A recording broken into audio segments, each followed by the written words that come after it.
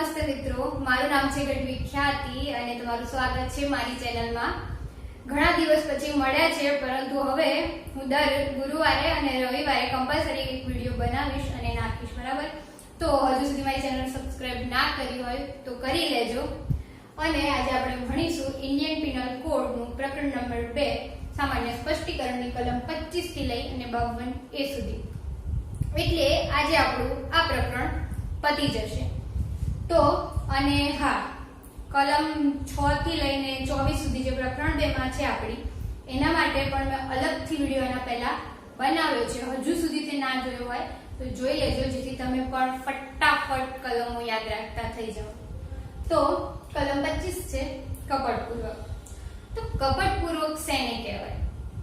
તો કોઈ કૃત્ય કપટપૂર્વક કરવા પાછળ મહત્વનો છે ઈરાદો, બરાબર? ઈરાદો, જેમ કે આપણો ગુના માટે મહત્વનો ઈરાદો છે, તેમ કોઈ કૃત્ય કપટપૂર્વક કર્યું છે તેમ તેની પાછળ એનો ઈરાદો એ મહત્વનો હોવો જોઈએ।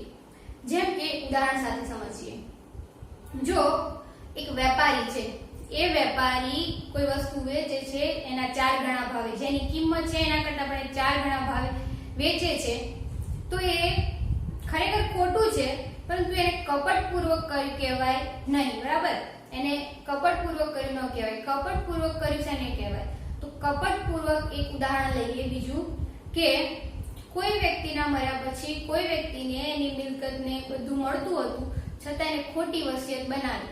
તો એને જે ખોટી વસિયત બનાવી તો એને કપટપૂર્વક કર્યું કહેવાય, કારણ કે એને વસિયત એના નામે ચડવાની જ હતી, તો એને ખોટું વસિયતનામું બનાવવાની જરૂર જ ક્યાં હતી? માટે એને એ કૃત્ય કપટપૂર્વક કર્યું કહેવાય। કલમ 26 છે માનવાને કારણે। તો માનવાને કારણે એટલે કે કોઈ વસ્તુ માટે પૂરતું જ્ઞાન અને ચોક્કસ ખાતરી હોય અને માનવાને કારણે કહેવાય। જેમ કે કોઈ જગ્યાએ ચોરી થાય છે અને તલાશી લેતા કોઈની પાસેથી એ ચોરી કરેલી વસ્તુ મળે છે, તેવું માનવાને કારણે કહેવાય કે તે વ્યક્તિએ ચોરી કરી હશે। કલમ 27 છે પત્ની, કારકુન કે નોકરના કબજામાં મિલકત। એટલે કે કોઈ વ્યક્તિની મિલકત એની પત્ની કે કારકુન કે નોકરની જોડે હોય તો એને એના કબજામાં છે એમ કહેવાય। અહીંયા નોકર કે કારકુન એ અમુક પ્રસંગો પૂરતી જ રાખેલી વ્યક્તિનો નિર્દેશ કરે છે। કલમ 28 છે ખોટી બનાવટ। તો ખોટી બનાવટ કરવા બાબત, તો ખોટી બનાવટ શાને કહેવાય? તો ખોટી બનાવટ એટલે જેમ કે કોઈ વસ્તુ હોય એવી ને એવી સેમ ટુ સેમ આપણે છેતરાયેલી રીતે એ વસ્તુ બનાવવામાં આવે તો તેને ખોટી બનાવટ કહે છે। જેમ કે અમૂલ ઘીનો ડબ્બો આવે છે, તેવો જ કોઈ વ્યક્તિ છે એ અલગથી એવો જ ડબ્બો બનાવે છે, એવો ને એવો સેમ ટુ સેમ, કોઈ જ ફેર નહીં, આપણને એવું જ લાગે કે અમૂલનો ડબ્બો છે એ રીતના જો એ બનાવે તો એને ખોટી બનાવટ કરી કહેવાય। પરંતુ જે આપણે નાના છોકરા 2000 ની નોટો રમે છે, બજારમાં મળે છે, એ 2000 ની નોટો બનાવે છે અને સાચી 2000 ની નોટ હોય એમાં આપણે તફાવત કરી શકીએ છીએ, આપણને ખબર પડી જાય છે ને જોતા કે આ ખોટી નોટ છે, તો એને ખોટી બનાવટ કરી ન કહેવાય। કલમ છે આપણી 29 દસ્તાવેજ। તો દસ્તાવેજ શેને કહેવાય? તો દસ્તાવેજ એટલે કે અક્ષર, અંક, ચિહ્ન અથવા એક કરતા વધુ સાધનો પદાર્થ પર દર્શાવેલી જે પુરાવા તરીકે વાપરવાનો ઈરાદો હોય તેવી વસ્તુ। પણ અહીંયા કોર્ટ આગળ પુરાવા તરીકે વાપરવાનો ઈરાદો એ મહત્વનો નથી, બરાબર? આ ખાસ નોંધ લેજો કે કોર્ટ આગળ એ વસ્તુને રજૂ કરવાનો ઈરાદો હોય તે મહત્વનું નથી આ કલમની અંદર। જેમ કે કોઈ મુખત્યાર નામું હોય એને પણ દસ્તાવેજ કહેવામાં આવે, ચેક છે એને દસ્તાવેજ કહેવામાં આવે, નોટો છે, પૈસાની જે નોટો છે એને પણ દસ્તાવેજ જ કહેવામાં આવે છે।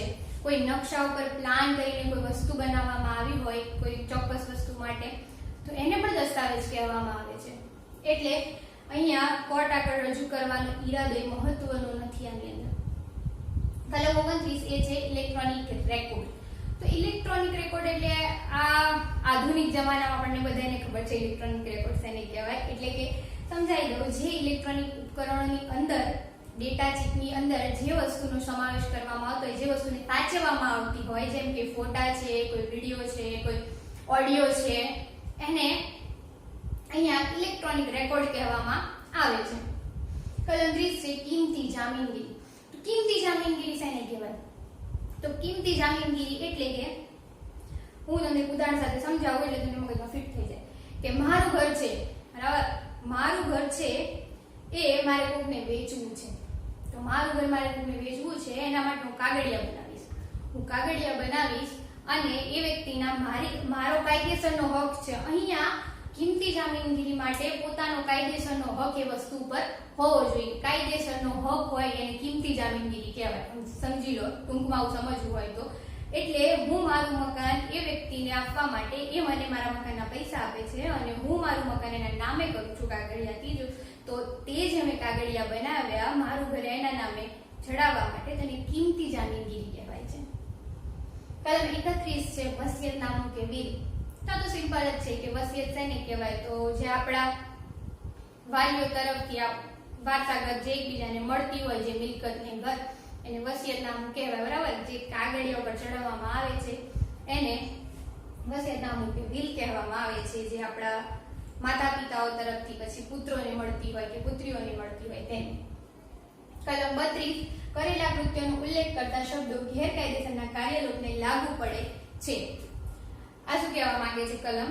થોડું અટપટી છે. મેં પહેલી વાર વાંચી હતી ને ત્યારે મને પણ તમારા જેવું થોડું લાગ્યું હતું, પરંતુ એક ઉદાહરણ આપીશ એટલે તમને સમજાઈ જશે કે આ કહેવા શું માંગે છે કે આ ગેરકાયદેસરનો કાર્યલોપ શેને કહેવાય. તો મારો કોઈ ધારો કે મારો કોઈ મિત્ર છે એ પોલીસમાં નોકરી કરે છે અને એ પોલીસ સ્ટેશનમાં કોઈ આરોપીને મારતો હતો કંઈક હકીકત જાણવા માટે એના દ્વારા. તો હું ત્યાં જાઉં છું, અચાનક હું ત્યાં જાઉં છું અને હું જોઉં છું કે વ્યક્તિને મારી રહ્યો છે, બહુ જ મારે છે, એમ અતિશય મારતો જ હોય છે અને જો હું એને ના રોકું તો ગેરકાયદેસરનો કાર્યલોપ થયો કહેવાય. મારી જવાબદારી છે કે મારે એને રોકવો જોઈએ, કોઈ વ્યક્તિને એટલો બધો મારવાનો ન હોય. કલમ 33 છે કૃત્ય કે કાર્યલોપ. કૃત્ય કે કાર્યલોપ એટલે આપણી ગુજરાતી શબ્દ છે રસોઈ દીર્ઘની ફેર પડી જાય તો અર્થ બદલાઈ જતા હોય છે. એ રીતના કૃત્ય એટલે કે કાર્ય અને કૃત્યો એટલે કાર્યો. કૃત્ય એટલે એક કાર્ય થયું અને કૃત્યો એટલે અનેક કાર્યોની હારમાળા થઈ. અને કાર્યલોપ એટલે એક કાર્યલોપ કે અનેક કાર્યલોપની હારમાળાનો નિર્દેશ કરે છે. કલમ છે 34 સામાન્ય ઈરાદો પાર પાડવા માટે અનેક વ્યક્તિઓ દ્વારા કરવામાં આવેલ કૃત્ય. તો અહીંયા સામાન્ય ઈરાદો અને સમાન ઈરાદો એ વચ્ચે ખૂબ જ તફાવત છે. હું તમને પહેલા સામાન્ય ઈરાદો સમજાવું અને પછી સમાન ઈરાદો શેને કહેવાય એ પણ સમજાવું. પહેલા આપણે કલમ સમજી લઈએ કે સામાન્ય ઈરાદો પાર પાડવો એટલે શું કહેવાય. તો સામાન્ય ઈરાદો પાર પાડવો એટલે કે કોઈ 3 વ્યક્તિઓ છે એ એટીએમ તોડવા જાય છે. એટીએમ તોડવા ગયા અને એટીએમ તોડતા હતા ત્યારે ત્યાં જે સિક્યુરિટી ગાર્ડ હતો એમને જોઈ જાય છે. ત્રણેયનો ઈરાદો શું છે એ જોજો. અહીંયા ત્રણેયનો સામાન્ય ઈરાદો છે કે એટીએમ ને તોડવાનો છે અને ત્યાં જે સિક્યુરિટી ગાર્ડ છે એમને તોડતા જોઈ જાય છે અને ત્યાં જાય છે અને તેમાંથી કોઈ એક વ્યક્તિ એ સિક્યુરિટી ગાર્ડને ગોળી મારી દે છે.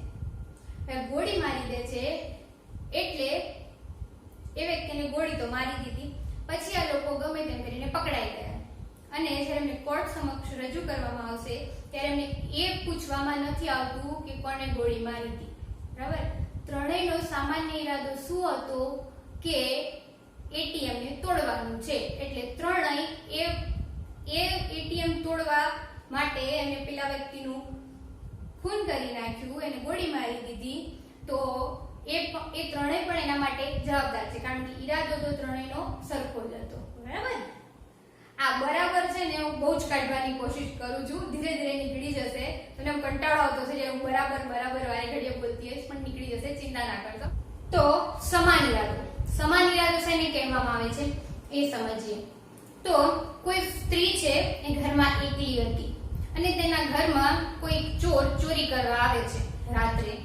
તો એ ચોર ચોરી કરવા આવે છે અને સ્ત્રીને ખબર પડી જાય છે અને એ સ્ત્રી બૂમો પાડે છે કે ચોર આવ્યો, અને ગામના લોકો જાગી જાય છે. ગામના લોકો જાગીને બહાર નીકળે છે એટલે ચોર પણ ભાગે છે. જો ચોર બહાર નીકળે છે તેવા સામેથી લોકો આવે છે અને એને મારે છે. ચોર બીજી બાજુ ભાગે છે, ત્યાં તેને થોડા લોકો મારે છે. ત્રીજી બાજુ ભાગ્યો, ત્યાં થોડા લોકો મારે. ચોર ભાગતો જતો હતો અને થોડા લોકો મારતા ગયા તો એ વ્યક્તિનું મૃત્યુ થઈ ગયું. ભૂલમાં મૃત્યુ થઈ ગયું. એ લોકોનો એવો ઈરાદો નતો કે એને મારી જ નાખવાનો છે, સમજ્યા? કારણ કે આપણી આઈપીસી પ્રમાણે ઈરાદો એ મહત્વનો છે. એ લોકોનો ઈરાદો નતો, એ લોકોનો એક ખાલી સમાન ઈરાદો હતો કે ચોરને આપણે પકડવાનો છે. પરંતુ એ દરમિયાન ચોરને પકડવા દરમિયાન એ વ્યક્તિનું ભૂલમાં મૃત્યુ થઈ ગયું. છતાં પણ આ લોકો નિર્દોષ સાબિત થશે, કારણ કે એમનો ઈરાદો એને મારી નાખવાનો તો નહોતો જ. એટલે એને કહેવામાં આવે છે સમાન ઈરાદો. હવે સામાન્ય ઈરાદો અને સમાન ઈરાદા વચ્ચે તમને થોડી સમજણ પડી ગઈ હશે. કલમ 35 છે, ગુનાહિત જાણકારી સાથે અથવા ગુનાહિત ઈરાદા સાથે કર્યું હોય ત્યારે તે પૈકીનું દરેક વ્યક્તિએ એકલા જ તે કૃત્ય કર્યું તેમ કહેવાશે. જેમ મેં તમને કીધું કે આપણે આઈપીસી માટે મહત્વનો છે ઈરાદો. એટલે આ કલમ આપણે એવું કહેવા માંગે છે, ઉદાહરણ દ્વારા તમને સમજાવું કે બે વ્યક્તિઓ હતા. બે વ્યક્તિમાંથી એ નક્કી કરે છે કે આપણે કોઈના ઘરે જઈને એ ઘરમાં ચોરી કરવી છે. હવે એકને ચોરી કરવી છે, એનો બીજો જે ભાઈબંધ હતો એને એ વ્યક્તિ જોડે કોઈ વેર હશે તો એને એનું ખૂન કરવું હતું. પરંતુ એના પહેલા મિત્રને ખબર નથી કે આ વ્યક્તિને ત્યાં જઈને જે ઘરનો માલિક છે એનું ખૂન કરવું છે. માટે આ બંને જાય છે. ગયા એટલે એનો જે પહેલા મિત્ર હતો એનો તો ઈરાદો ચોરી કરવાનો હતો. માટે એનો મિત્ર ચોરી કરે છે એના ઘરમાં જઈ, અને જે બીજો વ્યક્તિ છે એ વ્યક્તિને જે ઘરનો માલિક હતો એને મારી નાખે છે. હવે એના પહેલા મિત્રને નથી ખબર કે આનો ઈરાદો તે ઘરના માલિકને મારી નાખવાનો હતો, બરાબર? એટલે એનો જે પહેલો મિત્ર છે એ જે વ્યક્તિને મારી નાખ્યો છે એના માટેનો પહેલો મિત્ર જવાબદાર નથી. એને ચોરી માટે સજા કરવામાં આવશે ને ચોરી માટે શિક્ષા કરવામાં આવશે, જ્યારે બીજો છે એને ખૂન માટે શિક્ષા કરવામાં આવશે. કલમ 36 છે, અંશતઃ કૃત્ય કે અંશતઃ કાર્યલોપ દ્વારા ઉપજાવેલ પરિણામ. એટલે અંશતઃ કૃત્ય શેને કહેવામાં આવે? તો અંશતઃ કૃત્ય એટલે હું કોઈ વ્યક્તિને, ધારો કે હું કોઈ વ્યક્તિને લાવું છું, એને મારું છું, કિડનેપ કરીને લાવી અને મારું છું, તો મેં એને અંશતઃ કૃત્ય કર્યું અને એને હું ભૂખે રાખું છું, એક ખૂણામાં નાખી મૂકું છું અને ભૂખે રાખું છું, તો એ અંશતઃ કાર્યલોપ થયો કહેવાય. હવે અંશતઃ કાર્ય અને અંશતઃ કાર્યલોપ દ્વારા તે વ્યક્તિનું મૃત્યુ નિપજી ગયું. તો હું એ વ્યક્તિ, જે વ્યક્તિ મરી ગયો છે એના ખૂન માટે, એટલે એના મરી જવા પાછળ હું જવાબદાર થઈ એવું કહેવાય, બરાબર? એટલે મેં સમજી ગયા છો. કલમ નંબર 36. કલમ નંબર 37 છે આપણી ગુના બનતા કૃત્યોમાં સહકાર, એટલે કે પરોક્ષ સાથ. તો શેને કહેવાય પરોક્ષ સાથ? તો કોઈ વ્યક્તિ એ છે એને સી નું મૃત્યુ કરવું છે, સી ને મારી નાખવું છે ઝેર આપીને, સમજો. એને સી ને મારવું છે અને એનો મિત્ર બી છે એને કહે છે કે મને બજારમાંથી ઝેર લાવી આપ. હવે આ એને સી ને મારવો છે, માટે બી એને ઝેર લાવી આપ્યું અને એ સી ને આપી દીધું અને સી નું મૃત્યુ થઈ ગયું. તો જે સી નું મૃત્યુ થયું એના પાછળ એ અને બી બંને જવાબદાર છે, એટલે એને કહેવામાં આવે છે આપણો પરોક્ષ સાથ. એટલે આપણી કલમ નંબર 37 છે પરોક્ષ સાથ. કલમ 38, ગુનાહિત કૃત્યોમાં સંડોવાયેલી વ્યક્તિઓ જુદા જુદા ગુના માટે દોષિત હોય છે. જેમ કે હાલ જ આપણે જોયું ઝેર આપ્યું, તો એના માટે જુદી જુદી વ્યક્તિ થઈ. ઝેર આપ્યું એ, ઝેર લાવ્યો બી, એટલે બંને જુદા જુદા ગુના માટે જવાબદાર થઈ એમ કહેવાય. એટલે આપણી કલમ નંબર 38 આપણને એવું કહેવા માંગે છે.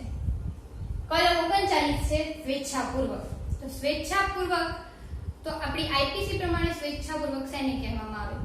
તો કોઈ વસ્તુ ધારેલી હોય કે આપણને ખબર હોય, જેમ કે કોઈ ચોર છે, 3 ચોર છે, એ ચોરી કરવા માટે ઘરમાં જાય છે, એમાં એક ચોરને સૂઝે છે કે આપણે ઘરમાં આગ લગાડી દઈશું બહારથી તો ચોરી કરવામાં સહેલું પડી જશે, એમ કરીને એ આગ લગાડી દેશે અને એમાંથી ઘરના કોઈ એક સદસ્યનું મૃત્યુ થઈ ગયું આગ લાગવાથી. એને તો એ વ્યક્તિનો ઈરાદો એને મારી નાખવાનો નહોતો, પરંતુ એને ખબર તો હતી ને કે હું આ આગ લગાડીશ તો કોઈ વ્યક્તિ આના દ્વારા મરી પણ શકે છે, તો એને સ્વેચ્છાપૂર્વક કર્યું કહેવાય. આપણી આઈપીસી પ્રમાણે સ્વેચ્છાપૂર્વકની આવી વ્યાખ્યા છે. કલમ 40 છે ગુનો. તો ગુનો શબ્દ એટલે બધી ગુનાની તો જફા છે, એટલે તો આપણી આઈપીસી બની છે. તો ગુનો એટલે અધિનિયમથી જે શિક્ષાપાત્ર ઠરાવવામાં આવે છે તેને ગુનો કહેવામાં આવે છે. કલમ નંબર આપણી છે 41 ખાસ કાયદો. ખાસ કાયદો એટલે કોઈ ચોક્કસ વસ્તુ માટે બનાવેલો જે કાયદો હોય એને ખાસ કાયદો કહેવાય છે. જેમ કે ભ્રષ્ટાચાર નાબૂદી અધિનિયમ છે, આપણો ભ્રષ્ટાચાર માટે જે બનાવ્યો છે, મોટર વાહન અધિનિયમ છે, એ પ્રમાણના જે અધિનિયમો છે એને ખાસ કાયદો કહેવામાં આવે છે. અને કલમ 42 છે સ્થાનિક કાયદો. તો સ્થાનિક કાયદો શેને કહેવામાં આવે? તો કોઈ ચોક્કસ સ્થાને એટલે કોઈ ચોક્કસ જગ્યાને લાગુ પડતો હોય તેને સ્થાનિક કાયદો કહેવાય છે. કલમ 43 છે ગેરકાયદેસર. તો ગેરકાયદે શેને કહેવાય? તો અત્યારે કોરોના ચાલે છે, આપણે એટલે કોરોના ચાલે છે એટલે માસ્ક પહેરવું ફરજિયાત છે, ને તો 200 રૂપિયાનો દંડ ફટકારવામાં આવે છે.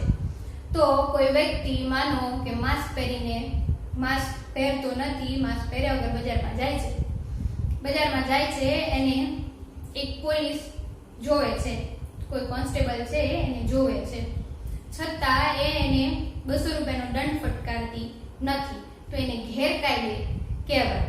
કારણ કે કોઈ ગેરકાયદે હોય એ વસ્તુ આ ગેરકાયદે છે, ગેરકાયદેસર નથી, આ ભૂલમાં લખાયું છે, ગેરકાયદે કહેવાય. એટલે કોઈ ગેરકાયદે વસ્તુ છે એના માટે જે પોલીસ છે એ કાયદેસર બંધાયેલી છે એમ કહેવાય, એટલે એને કહેવામાં આવે છે ગેરકાયદે.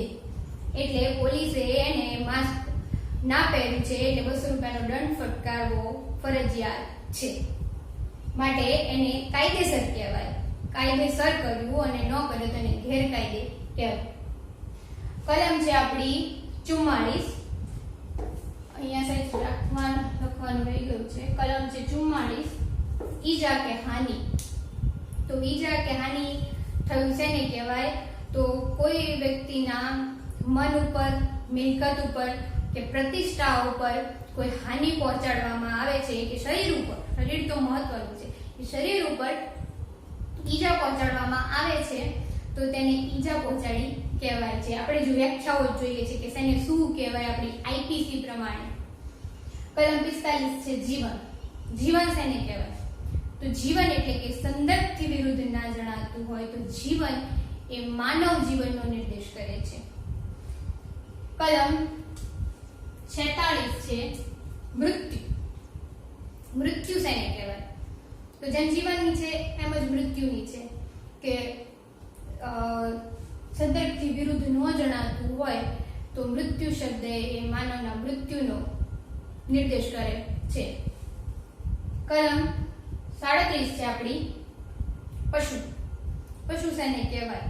તો જે આપણી સજીવ સૃષ્ટિ છે એની અંદર માનવ સિવાયના જેટલા પણ બીજા સજીવો છે એમને પ્રાણીઓ કહેવામાં આવે છે. પ્રાણી અથવા પશુ બંને એક જ શબ્દ છે, પ્રાણી અને પશુ.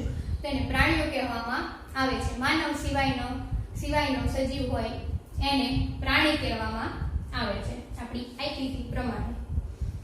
કલમ છે આપણી 38 વહાણ. વહાણ શેને કહેવાય? તો જંગમ મિલકત કે મનુષ્યને, માનવીઓને અને જંગમ મિલકતને આવન જાવન કરવા માટે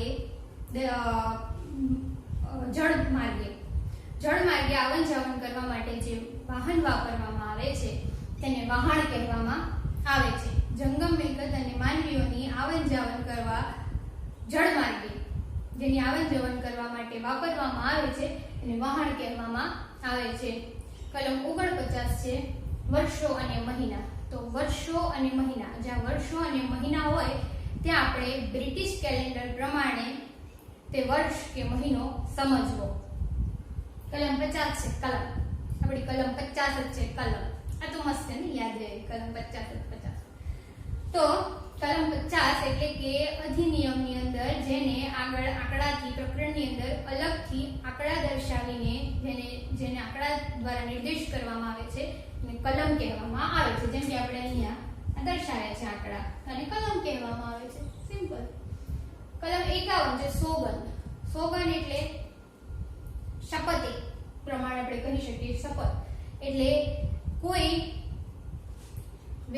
જેમ કે પોલીસમાં જ્યારે નોકરી પર જાઓ ત્યારે એક પ્રતિજ્ઞા લેવડાવવામાં આવે છે. જ્યારે શરૂઆતમાં જાઓ ત્યારે શપથ લેવડાવવામાં આવે છે. એ કોઈ જાહેર સેવા કાગળ લેવાની હોય છે. શપથ લેવડાવવામાં આવે છે ગંભીરતાપૂર્વક, અને શપથ જે લેવામાં આવે છે એમાં એવું કહેવામાં આવે છે કે જો એ તેના પ્રમાણે કાર્ય નહીં કરે તો એના માટે કુદરત એનો બદલો લેશે. એવી ગંભીરતાપૂર્વક લેવામાં આવતી શપથ છે એને સોગંદ કહેવામાં આવે છે. શપથ અને સોગંદ શબ્દ એક જ છે, પણ શપથથી તમને થોડુંક સમજાશે. અને આ શપથ છે એ બધાને ધર્મ પ્રમાણે લેવડાવવામાં આવે છે. જેમ કે હિન્દુ હોય તો તેને ગીતાના નામે, મુસ્લિમ હોય તો તેને કુરાનના નામે, ખ્રિસ્તી હોય તો એને બાઇબલના નામે, એ રીતના પોતાના ધર્મ પ્રમાણે એને શપથ લેવડાવવામાં આવે છે. 52 શુદ્ધ બુદ્ધિ.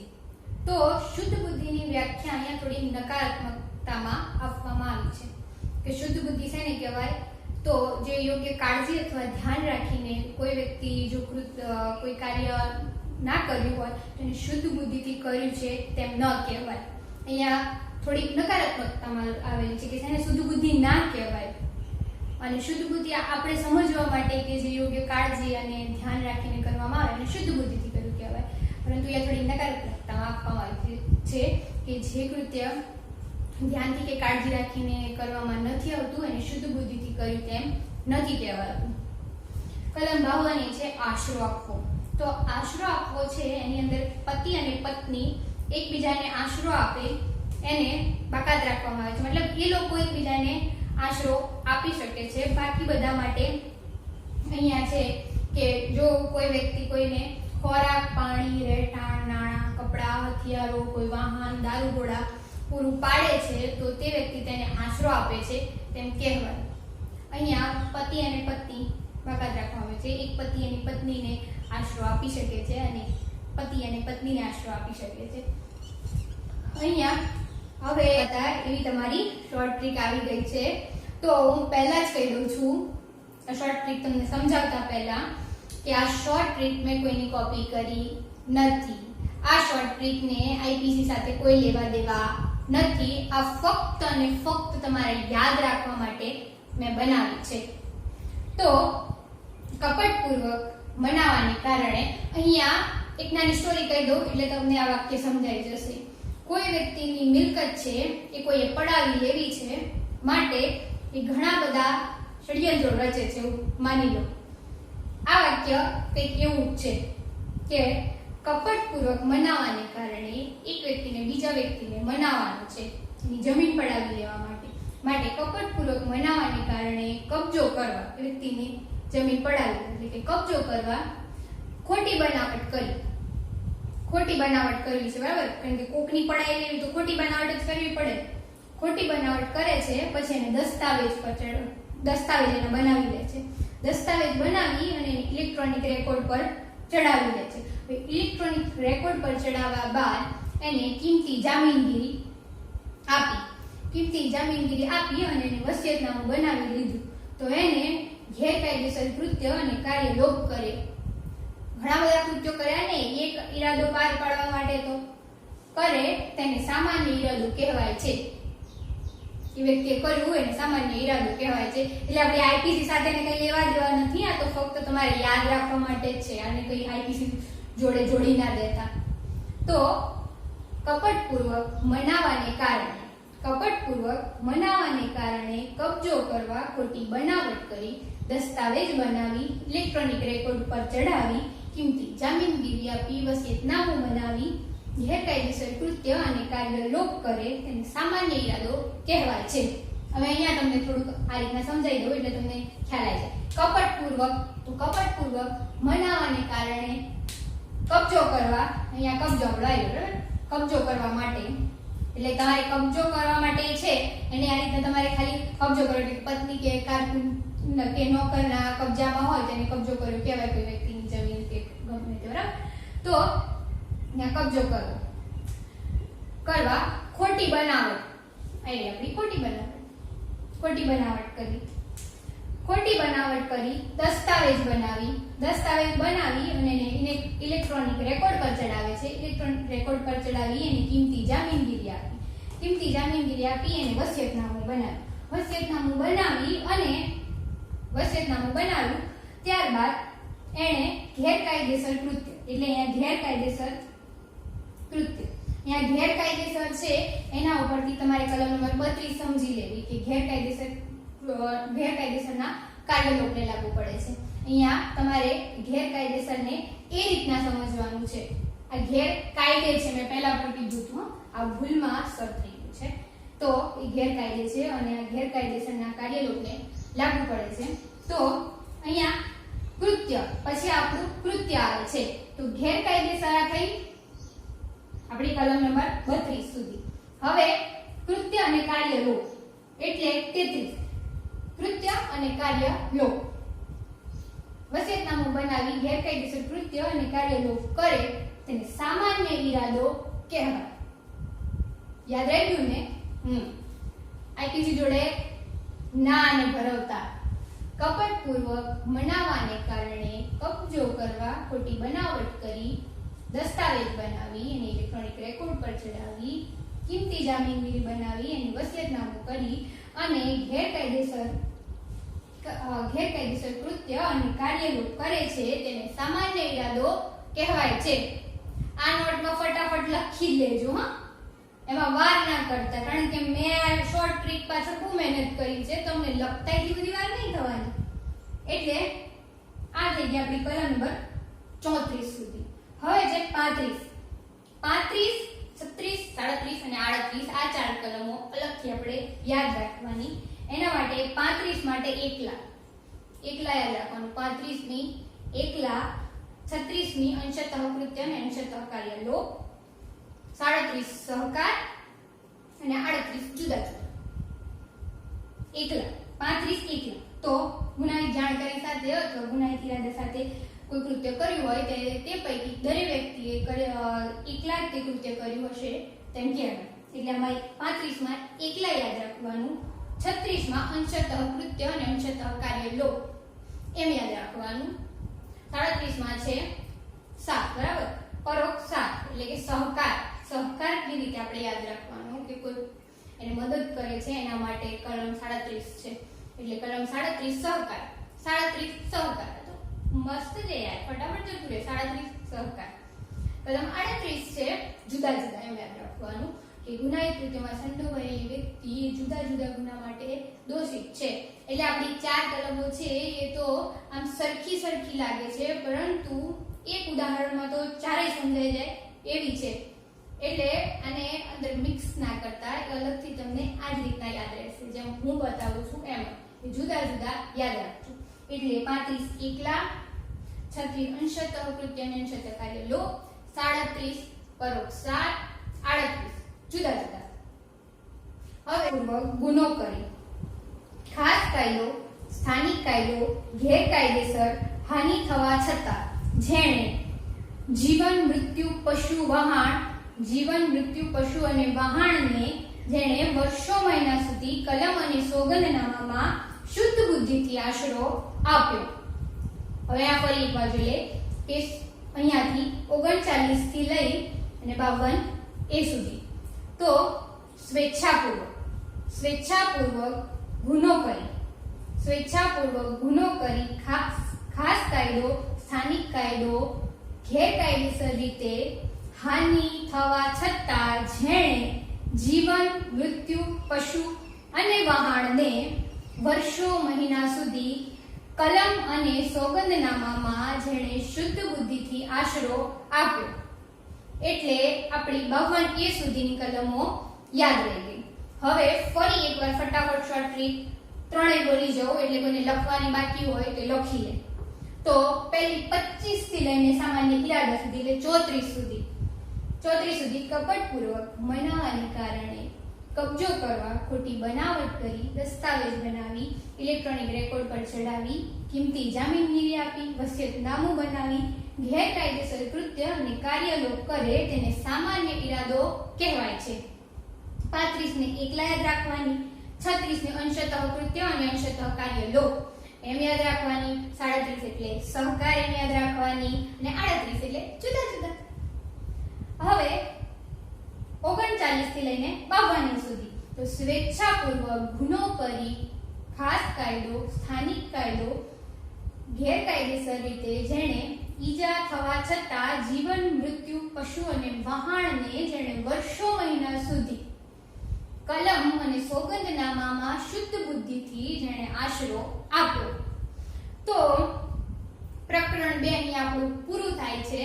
વિડિયો ગમ્યો હોય તો વિડિયોને લાઈક કરજો. હજુ સુધી ચેનલ સબસ્ક્રાઇબ ના કરી હોય તો સબસ્ક્રાઇબ કરી લેજો.